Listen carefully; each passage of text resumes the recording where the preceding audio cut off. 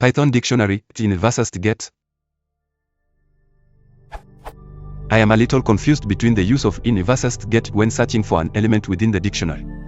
According to this time complexity table here, when using in we get O, n versus get we get O1.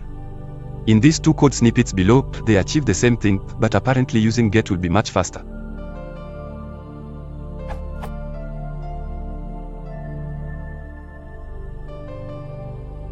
I do not understand how using a get would change the time complexity when they can both achieve the same thing.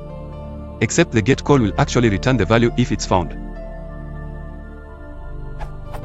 Questions: how is it that in time complexity is O, n, while get is only O1 when they both achieve the same results? Is there ever a reason to use in with dictionaries if this is true?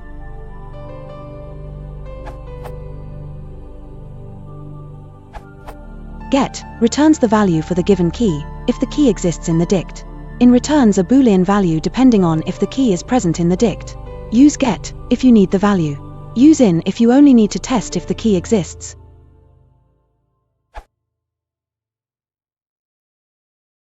Świat się dopiero ukaże,